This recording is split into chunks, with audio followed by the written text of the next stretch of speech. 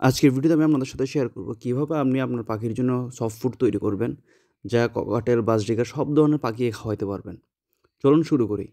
আপনারা দেখতে পাচ্ছেন আমি এখানে বেশ কিছু ইনগ্রিডিয়েন্টস রাখছি। তার মধ্যে হচ্ছে ভুট্টা ভাঙা এবং গম সিদ্ধ, ফুলকপি, বিটরুট, মিষ্টি কুমড়া, বাঁধাকপি এবং সজিনার গুঁড়া।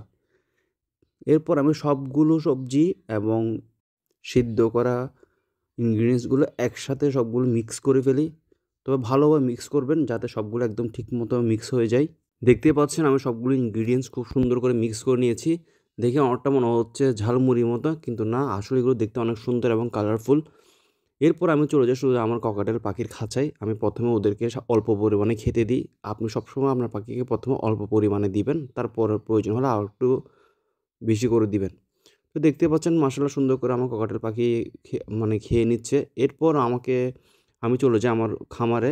তো এই খামারে আমাকে পাখির খাবার নিয়ে যেতে সাহায্য করে আমাদের মন্টু।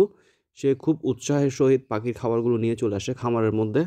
তারপর আমি বাজরিগার এবং আমার পাখিদেরকে সফট ফুডগুলো দিয়ে দিই। তো এইভাবে আপনারা আপনাদের পাখির জন্য সফট ফুড তৈরি করবেন এবং পাখিকে সপ্তাহে ২ থেকে ৩ দিন দিবেন। ভিডিওটি ভালো লাগলে বার্ডস বাই ইউটিউব চ্যানেল এবং ফেসবুক পেজ ফলো দিয়ে সাথে থাকবেন। আল্লাহ হাফেজ।